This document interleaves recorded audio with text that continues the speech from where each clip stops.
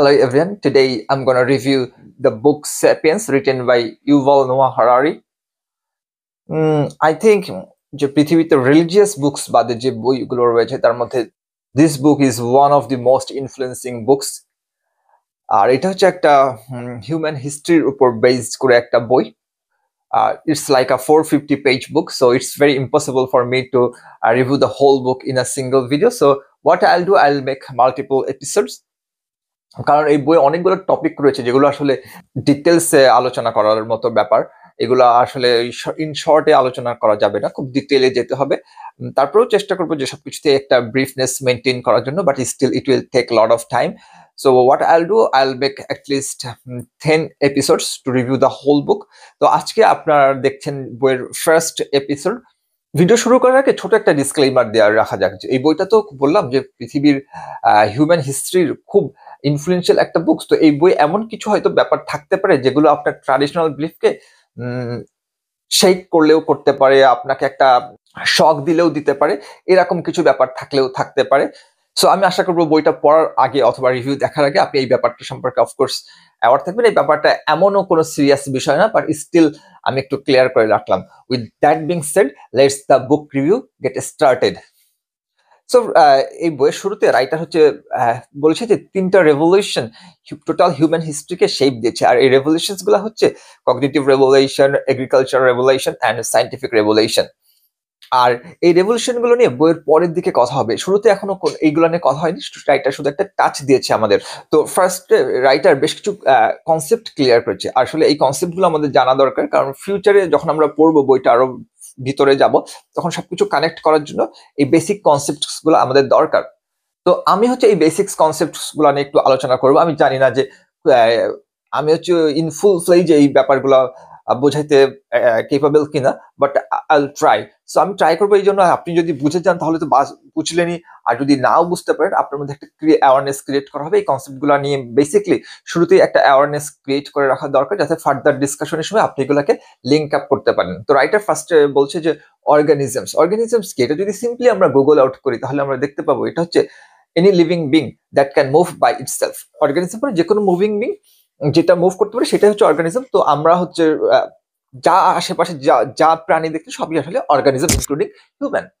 তো এখন বলা হচ্ছে যে একটা অর্গানিজম যদি আরেকটা অর্গানিজমের সাথে মানে অন্য টাইপের একটা অর্গানিজমের সাথে যদি সেক্সুয়াল ইন্টারকোর্স করতে পারে, and if they are able to produce fertile offspring, অর্থাৎ যদি তারা ওই ইন্টারকোর্সের মাধ্যমে সন্তান তৈরি করতে পারে, তাহলে তাদেরকে বলা হবে স্পেসিস।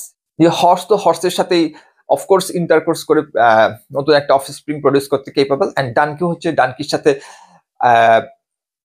ইন্টারকোর্স করে আরেকটা অফস্প্রিং তৈরি করতে অফকোর্স কেপাবল।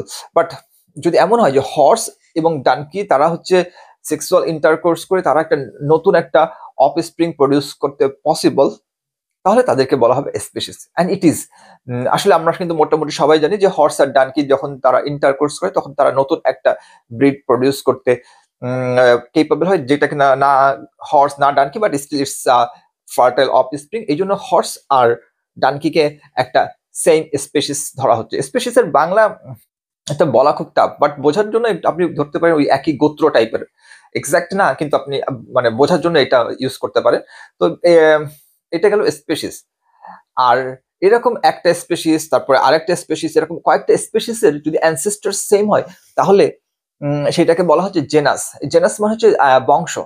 তো ওই টাইপেরই কিছু। অর্থাৎ প্রথমে ছিল একটা গ্রানুলার লেভেলে হচ্ছে কি ছিল অর্গানিজম যখন দুইটা বা তার বেশি কয়েকটা অর্গানিজম যখন ক্রস ব্রিড করতে পারে তখন তাদেরকে বলা হচ্ছে স্পেসিস। এবং কয়েকটা স্পেসিসের যখন অ্যানসেস্টর সেম এবং তারা সেম টাইপ অফ প্লেসে রোম অ্যারাউন্ড করে তাদেরকে বলা হচ্ছে জেনাস।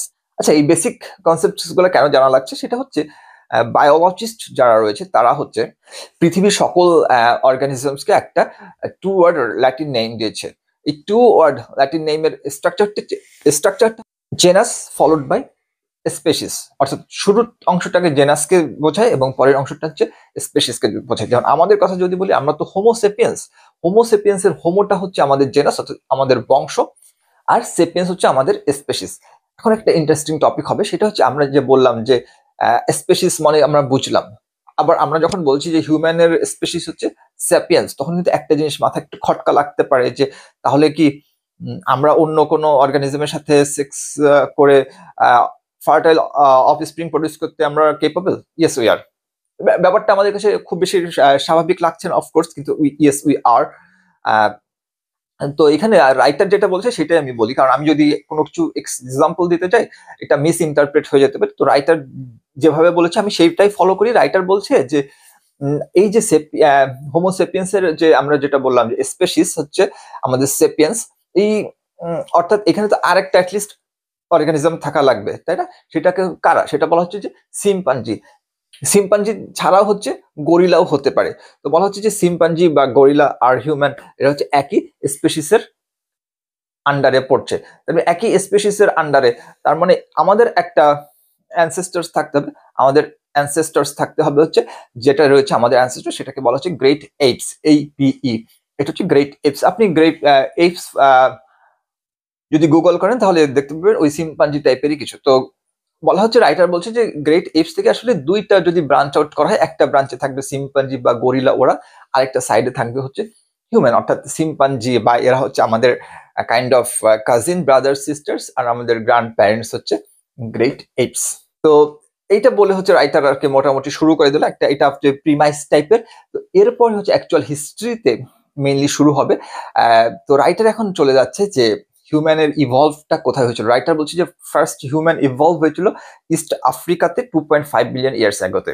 এখানে বলে রাখি, এই রাইটার কিন্তু এক্স্যাক্টলি ইভলভ ওয়ার্ডটা ইউজ করছি। ইভলভ ওয়ার্ডটার কিন্তু স্পেশাল মিনিং রয়েছে, এই জন্য আমি এক্স্যাক্টলি সেম ওয়ার্ড ইউজ করছি যে ওই হিউম্যানের যাত্রা শুরু হয়েছিল, এই ধরনের কোনো ভেগ টার্মস ইউজ করছি না। রাইটার এখানে স্পেসিফিকলি বলেছে আমরা 2.5 বিলিয়ন ইয়ার্স আগোতে ইস্ট আফ্রিকাতে প্রথম হিউম্যানের ইভলভ হয়। তো তার মানে 1 মিলিয়ন মানে হচ্ছে 10 লাখ, আর হচ্ছে 2.5 মিলিয়ন মানে 25 লাখ, অর্থাৎ আজ থেকে প্রায় 25 লক্ষ বছর আগে হিউম্যানের ইভলভড হয়েছিল। এটা কোথায় হয়েছিল? ইস্ট আফ্রিকাতে হয়েছিল। তখন কিন্তু হোমোসেপিয়েন্স বলা হচ্ছে না, তখন যারা ইভলভ হয়েছিল 2.5 মিলিয়ন ইয়ার্স আগোতে তাদেরকে হচ্ছে ডিফারেন্ট কিছু বলা হয়। আর যেহেতু নামটা ল্যাটিন, আমি আর ওইটা ওই ঝামেলায় যেতে চাচ্ছি না প্রনাউন্স করার, কারণ it could be a mistake, it could be a mispronunciation as well. হ্যাঁ, তো 2.5 মিলিয়ন ইয়ার্স আগোতে তারা শুরু হয়, বাট শুরু হওয়ার মোটামুটি 5 লক্ষ বছর পরে যেটা হলো, ওই যে যারা ইভলভ হয়েছিল না ইস্ট আফ্রিকাতে, তারা আর কি এখন বিভিন্ন জায়গায় স্প্রেড করা শুরু করছে। কেউ গেল ইস্ট এশিয়াতে, ওয়েস্টার্ন এশিয়াতে, ইউরোপে, অথবা আরো ডিফারেন্ট পার্টসের উপর বেস করে। তো এই যে তারা মুভ আউট করছে, এই মুভ আউটের উপর বেস করে তাদেরকে বিভিন্ন নাম দেওয়া হলো। যেমন কিছু কিছু যারা একটা সার্টেন পোর্শনে গেল তাদেরকে কাউকে বলা হলো হোমো নিয়ান্ডারথেল, হোমো সলেনসিস, হোমো ইরেকটাস, এরকম বিভিন্ন নেম দেওয়া হলো। তো ওই ডিটেইলিং এ আর না যায়, তো এরকম বিভিন্নভাবে নাম দেওয়া হলো। আচ্ছা, এই যে এখন আমরা যত আলোচনাটা আগাবে তত একটা বিষয় ক্লিয়ার হবে। এই যে আমরা যে বলা হয় যে একটা sayings, human is the best creature of the universe, আমরা কিন্তু যত যাব এই ব্যাপারটা কিন্তু আস্তে আস্তে প্রুভ হতে থাকবে আমাদের কাছে। তো প্রথম ব্যাপারটা হচ্ছে এই যে হিউম্যান যে মুভ আউট করলো না, যে ইস্ট আফ্রিকাতে ছিল, ওইখান থেকে কিছু লোক হচ্ছে ইস্ট এশিয়াতে, ওয়েস্টার্ন এশিয়াতে, ইউরোপে যাচ্ছে, এদিকে যাচ্ছে, ওদিকে যাচ্ছে।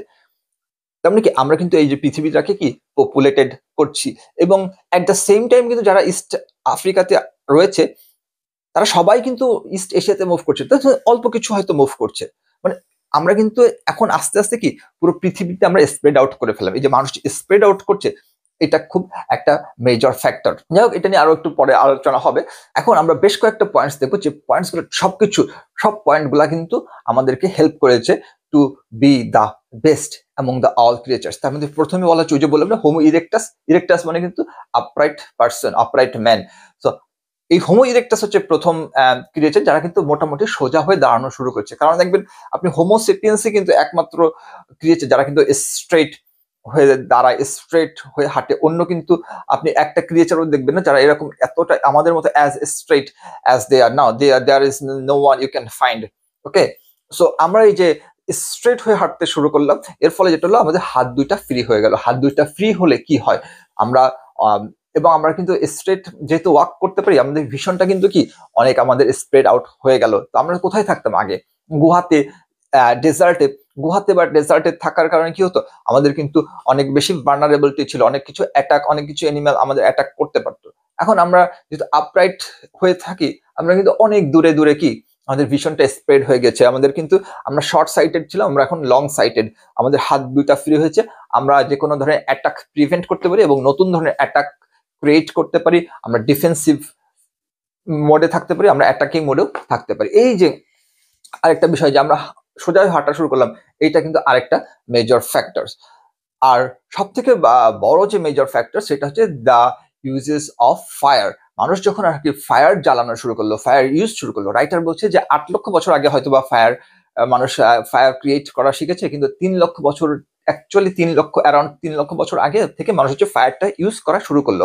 তো ফায়ারটা ইউজ করা ছিল হচ্ছে একদম মানে একটা গেম চেঞ্জার। কারণ কি দেখেন, আমরা ফায়ার চেঞ্জার পরে বেশ কিছু ব্যাপার হয়ে গেল, আমি একটু কুইকলি বলে ফেলি। একদম যখন আমরা জ্বালানো শিখলাম, যেটা হলো আমাদের অনেকটা ডিপেন্ডেন্সি কমে গেল। কেমন? প্রথম কথা, ওই যে আমাদের রাতের উপর আর ডিপেন্ডেন্সি নাই, মানে দিনের উপর ডিপেন্ডেন্সি নাই যে দিনের ভিতর সব কাজ করতে হবে, রাতে খুব সেফ থাকতে হবে। রাতেও মোটামুটি এখন আগুন ঠাগুন জ্বালায়, মোটামুটি আশেপাশে মোটামুটি অ্যাওয়ার থাকা যাচ্ছে। তারপরে ওয়ার্মথ, যে কোল্ড হলে একদম যে আমরা একদম হয়তো ক্লুলেস না, এখন আগুন জ্বালায় দিয়ে ওয়ার্মথের আমরা অ্যারেঞ্জমেন্ট করতে পারতেছি। আমরা যেখানে ধরেন যে গুহায় আসছি, পাশে একটা ব্যারেন ল্যান্ড রয়েছে, এখন ব্যারেন ল্যান্ডটাকে ইউজ করব, কি করে করব, ফায়ার আপ করে দেন, এটা বার্ন আউট হয়ে গেল। তারপরে আমরা ওখানে কি, ওটা বার্ন আউট হয়ে গেলে ন্যাচারালি ওটা কি হবে, একটা গ্রাসল্যান্ড হয়ে যাবে, ওটাকে আমরা তখন ইউজ করতে পারবো। এগুলো তো জাস্ট একটা বেসিক শুরু হলো। ফায়ারের ফলে সব থেকে মেজর যে ইম্প্রুভমেন্ট হলো সেটা হচ্ছে আমাদের ডায়েটে। ফায়ারের ফলে কি হলো, আমরা কি শিখলাম, কুকিংটা শিখলাম। আর কুকিং শিখলে কি হলো, কুকিং শিখলে আমাদের ডায়েটটা চেঞ্জ হয়ে গেল। এতদিন যে খাবারগুলো আমরা র ফর্মে খেতে পারতাম না, এখন কিন্তু আমরা এগুলো খেতে পারছি। অর্থাৎ কি ডায়েটটা আমাদের অনেক বেশি কি হলো, ভ্যারিয়েশন চলে আসলো। এর ফলে কি আমাদের নিউট্রিশনস বা মিনারেলস এর অনেক বেশি সাপ্লাইও ইনক্রিজড হয়ে গেল। আরেকটা বিষয় হচ্ছে যে আমরা যেহেতু যে ধরেন একটা খাবার র খাইতে যে টাইম লাগে, কুকড খাইতে কিন্তু অনেক বেশি কম টাইম লাগে। তো আমাদের যে আরেকটা ইয়ার রয়েছে, আমাদের যেটা বলেছিলাম, আমাদের স্পেসিস আরেকটা যে অর্গানিজম রয়েছে, তারা কি ধরেন সিম্পাঞ্জি, এই সিম্পাঞ্জি ধরেন একটা খাবার খাইতে 5 ঘন্টা লাগতেছে, যেহেতু র ফর্মে খাচ্ছে। আমরা কিন্তু ওই খাবারটা কুক থেকে শুরু করে সবকিছু 1 ঘন্টায় করে ফেলতে পারছি। কারণ কি, আমরা তো কুকড করে খাচ্ছি, আমাদের তো ওই ঝামেলাটা আর হচ্ছে না। সো আমরা হিউজ অ্যামাউন্ট অফ টাইমও সেভ করে ফেললাম। আরেকটা সব থেকে বড় যে ইন্টারেস্টিং ইমপ্রুভমেন্ট হয়েছে সেটা হচ্ছে এই যে আমরা কুকড ফুড খাচ্ছি না, এই কুকড ফুড খাওয়ার ফলে কি হলো জানেন, যে স্টোমাকের কিন্তু ফাংশনালিটি, স্টোমাকের উপর প্রেশার কম পড়লো। স্টোমাক ইজিলি খাবারগুলোকে পাস আউট করে দিচ্ছে কার কাছে, ইন্টেস্টাইনের কাছে। আর ইন্টেস্টাইনের যেটা হচ্ছে যে আগে এত কাজ করতে হতো, ইন্টেস্টাইনের সাইজ বড় ছিল, কিন্তু এখন তো ইন্টেস্টাইনেরও কাজ কমে গেছে, যেহেতু খাবারগুলো প্রসেসড হয়ে সবকিছু মানে রেডি হয়েই মোটামুটি আসছে। তো ইন্টেস্টাইন কি হলো, কাজ কমার ফলে সেও আর কি ছোট হওয়া শুরু করলো সাইজে। ইন্টেস্টাইন যখন ছোট হওয়া শুরু করলো, তখন যেটা হলো যে ইন্টেস্টাইন আগে যে মানে এনার্জিটা কনজিউম করতো, সেই এনার্জি কনজামশনটা কমে গেল। সো ধরেন আগে হচ্ছে বড় ইন্টেস্টাইন 20 ইউনিট এনার্জি কনজিউম করতো।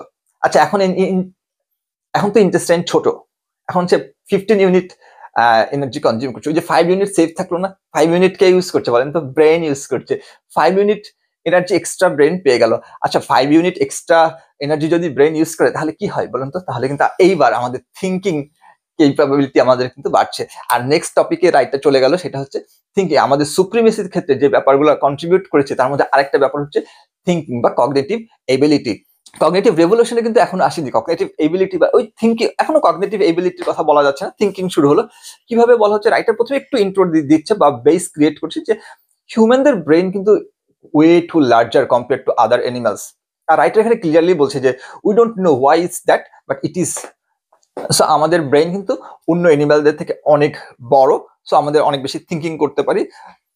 আরেকটা ব্রেইনের ইন্টারেস্টিং ফ্যাক্টর হচ্ছে যে আমাদের ব্রেইনের ওয়েট কিন্তু আমাদের টোটাল যে বডি ওয়েট তার 2 to 3%, অর্থাৎ 2 বা 3% ওয়েট হচ্ছে বডির টোটাল ওয়েটের 2 বা 3% ওয়েট হচ্ছে আমাদের ব্রেইনের ওয়েট। খুব বেশি না কিন্তু, but still head is the heaviest organ of our body. So ব্রেইনের ওয়েট কত, 2 to 3% of the body weight, but it takes a huge energy from our body. It takes 25% of the total energy of the body. তার মানে 2 to 3% of the body ওয়েটের একটা organ, সেটা হচ্ছে total যে বডির যে আমাদের এনার্জি তার 1/4 কনজিউম করে ফেলছে। তার মানে দেখেন ব্রেন আমাদের কতটা এনার্জি কনজিউম। এখানে রাইটার যেটা বোঝানোর ট্রাই করছে, আমার মনে হচ্ছে যে আমাদের কিন্তু হিউজ পরিমাণ এনার্জি আমাদের বডিতে সেভ করে রাখা দরকার, যাতে করে ব্রেইন হচ্ছে বেশি পরিমাণে ফাংশন করতে পারে। আমাদের বডিতে যত এনার্জি থাকবে ব্রেইন কিন্তু সেটা ইউজ করতে পারবে। তো আমাদের বডিতে যেখানেই হচ্ছে আর কি এনার্জি থাকে সেখান থেকে কিন্তু ব্রেইন ইউজ করতে পারবে। যাই হোক, ওই টপিকটা আসলে এখানে রেলিভেন্ট না। হাউএভার, এখন বলছি যে থিঙ্কিং এর ফলে যেটা হলো, কি হলো জানেন মজার বিষয়, আমাদের যে জিনিসটা আমাদের নাই না, বা আমরা যে জিনিসটা পারি না, সেই জিনিসটাও আমরা পারতে শুরু করলাম এখন থেকে। চিন্তার মাধ্যমে আমরা তো জোরে দৌড়াতে পারি না, আমরা কিন্তু ফার্স্ট কার বানাই ফেললাম, আমরা উঠতে পারি না, আমরা এরোপ্লেন বানাই ফেললাম। এরকম হাজার হাজার এক্সাম্পল দেওয়া যাবে। বাট বিষয়টা হচ্ছে যে আমাদের যে ল্যাকিংস গুলোকে আমরা কিন্তু কমপ্লিমেন্ট বা সাপ্লিমেন্ট করা শুরু করলাম। এর ফলে যেটা হলো যে আমাদের যে ভালনারেবিলিটি, যদি আমি পিরামিড তৈরি করি, সেই ভালনারেবিলিটি পিরামিডে কিন্তু একদম আমরা লোয়েস্ট পয়েন্টে ছিলাম। ফায়ার আবিষ্কার করার পর আমরা যেটা হলো যে আমরা ভালনারেবিলিটি একটু আপে চলে গেলাম, যেখানে লায়ন হঠাৎ করে এসে আমাদের খেয়ে ফেলতো, এখন we can make a fire and we can make the lion scared. এরপর যখন আমরা এই যে নতুন কিছু বানাইতে পারলাম, তখন অবশ্যই যে প্লেন টেলেন এগুলো তো হয়নি, টুকটাক যন্ত্রপাতি এইসব বানাচ্ছে। তো এগুলোর ফলেও যেটা হয়েছে, আমরা কিন্তু আরেকটু পিরামিডের আপার লেভেলে চলে যাচ্ছি থিঙ্কিং এর ফলে। তো রাইটার এখানে বলছে যে an animal of no influence to the most powerful animal of the world. So আমরা এই যে ট্রানজিশন হলো, যে একটা এনিম্যাল অফ নো ইনফ্লুয়েন্স ছিল, এরকম একটা জায়গা থেকে আমরা হচ্ছে কি, যে the most powerful animal of the world. এই ট্রানজিশনটা আমরা দেখছি, কিভাবে দেখছি একটু যদি রেক্যাপ করি, যে হোমো ইরেক্টাস সোজা হয়ে দাঁড়ালো, হাত দুটো ফ্রি হয়ে গেল, তারপর কি হলো, আমরা হচ্ছে এক জায়গা থেকে আরেক জায়গা মুভ আউট করতে পারলাম, ফায়ার তৈরি করা শুরু করলাম, থিঙ্কিং করলাম, যেটা নাই সেটা বানানো শুরু করলাম। আচ্ছা, এইবার হিউম্যানের ক্ষেত্রে এই যে বললাম যে from animal of no significance to the most powerful animal of the world, কিভাবে হলো, সব থেকে ইন্টারেস্টিং যেটা, আর ইন্টারেস্টিং না বলে আমার বলছি সব থেকে ইনফ্লুয়েন্সিং যেটা, সেটা হচ্ছে ল্যাঙ্গুয়েজ। আচ্ছা দেখেন, অন্য এনিম্যালদেরও কিন্তু ল্যাঙ্গুয়েজ আছে। আমরা হয়তো ভাবতে পারি যে না, অন্য কোনো এনিম্যালদের ল্যাঙ্গুয়েজ নেই, তাদের ল্যাঙ্গুয়েজ আছে, আমাদেরও ল্যাঙ্গুয়েজ আছে। বাট তাদের ল্যাঙ্গুয়েজটা বেসিক্যালি হচ্ছে একটা কোডের মতো, মানে এটা হচ্ছে একটা ভোকাল কোড। কোড দিয়ে যেটা হয়, আমরা কিন্তু মানে ইনফরমেশনটা পাস আউট করতে পারি, বাট ওই ডিসকাশনটা কিন্তু শুরু করা যায় না। বাট হিউম্যান ল্যাঙ্গুয়েজ হচ্ছে খুবই ফ্লেক্সিবল অ্যান্ড ডেসক্রিপটিভ। সো আমরা যেটা করতে পারি, আমরা আমাদের ল্যাঙ্গুয়েজের মাধ্যমে আমরা কিন্তু অনেক কিছু ডিসক্রাইব করতে পারি। এটা কিন্তু অন্য কোনো ক্রিয়েচার পারে না। আচ্ছা, এই যে আমরা ডিসকাস করতে পারি, এটা থেকেও আরো ইন্টারেস্টিং ফ্যাক্টর হচ্ছে, যেটা আমাদের সুপ্রিমেসি এস্টাবলিশ করতে হেল্প করছে, সেটা হচ্ছে আমাদের the ability to gossip. Human can gossip. Yes, you heard me right. এটা হচ্ছে রাইটার এটাই বলেছে যে আমরা যে গসিপ করতে পারি, এটাই কিন্তু হিউম্যান সুপ্রিমেসিতে অনেক বেশি ইম্পর্টেন্ট রোল প্লে করেছে। কারণ দেখেন, রাইটার বলছে যে দুইটা সায়েন্টিস্ট যখন নিচে তারা কফি খাইতে যায়, নট নেসেসারিলি তারা ওই সায়েন্টিস্ট বা সায়েন্টিফিক রিসার্চ নিয়ে কপচাকপচি করে, রাদার অন্য কোন সায়েন্টিস্ট হচ্ছে ডিভোর্স হয়েছে, অন্য কোন সায়েন্টিস্ট ফেক রিপোর্ট পাবলিশ করছে, এই ধরনের গসিপিং নিয়ে থাকে। তো এই ধরনের গসিপিং এর যেটা হয়, আমাদের একটা স্ট্রং সোশ্যাল কর্পোরেশন তৈরি করা হয়, আমরা ইউনাইটেডলি লিভ করা শুরু করলাম এই গসিপিং এর ফলে। গসিপিং এর ফলে একটা হিউজ টাই ক্রিয়েট করলো। এই টাইটাই কিন্তু আমাদের অনেকটা হেল্প করেছে to be the best creature of the universe. তো রাইটার বলছে গসিপিং এর ফলে আরেকটা খুব ইন্টারেস্টিং ব্যাপার হয়েছে। সেই ব্যাপারটা হচ্ছে, এই গসিপিং এর ফলেই আমরা কিন্তু যেটা এক্সিস্ট করে না সেটা নিয়ে ইভেন টক করতে পারি। We can even talk about the thing that Kant even exist. যেটা এক্সিস্টই করে না সেই ব্যাপারটা সম্পর্কে আমরা কথা বলতে পারি, এবং আরো ভয়ঙ্কর ব্যাপার হচ্ছে সেটা আমরা বিশ্বাসও করে নিতে পারি। এই যে ল্যাঙ্গুয়েজের ব্যাপারটা হচ্ছে, আমরা গসিপ করতে পারছি, যেটা কিনা পৃথিবীতে নাই, সে এক্সিস্ট করে না, সেটা নিয়েও কথা বলতে পারছি এবং সেটা নিয়ে বিশ্বাস করতে পারছি। এই ব্যাপারগুলা কিন্তু হিউম্যানের যে সুপ্রিমেসি প্রতিষ্ঠা করার ক্ষেত্রে একদম এইগুলা প্রচন্ড ইম্পর্টেন্ট রোল প্লে করেছে। তো এই পর্যায়ে কিন্তু মোটামুটি আজকের ভিডিওটা এইখানে আমি শেষ করব, আর এর পরে থেকেই আমরা হচ্ছে কগনিটিভ রেভলিউশন ওই ব্যাপারটাতে চলে যাব। তবে শেষ করার আগে এই যে আমি যতটুকু বললাম, যে এই চ্যাপ্টারের লাস্ট লাইনটা কিন্তু আমি একটু কোট করতে চাই। So আমি হচ্ছে রাইটারকে এখন কোট করছি। Legends, myths, gods and religions appeared for the first time with the cognitive revolution. I repeat, legends, myths, gods and religions appeared for the first time with the cognitive revolution. So writer এখানে কি বলছে দেখেন, যে legends, myths এগুলো তো আমরা বুঝি, রূপকথা, উপকথা, এগুলো তো ক্রিয়েট করা। বলছে gods and religions appeared. Gods and religions appeared for the first time with the cognitive revolution. অর্থাৎ গড বা রিলিজিয়নের কনসেপ্টটা, ব্যাপারটা আসলো কিভাবে আসলো? কগনিটিভ রেভলিউশনের সাথে সাথে। আপনি হয়তো বুঝতে পারছেন যে এখানে রাইটার কি মিন করার চেষ্টা করছে, বা আমি সেই জিনিসটা আমি কিন্তু একটু সেফ থাকার জন্য আমি কিন্তু এই ব্যাপারটাতে আর ভেতরে গেলাম না। আমি যে কারণে বলছিলাম আপনাদের অনেক ক্ষেত্রে শকও লাগতে পারে। এই এই এইখানে যেটা বলা হয়েছে এটা যদি আপনি বুঝতে পারেন তাহলে কিন্তু it can be one of the shocking matters for you, it can be one of the shocking topics for you.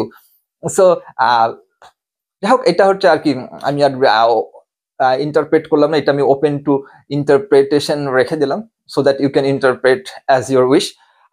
তো এই আজকের ফার্স্ট এপিসোডটা আমি এখানেই রাখছি।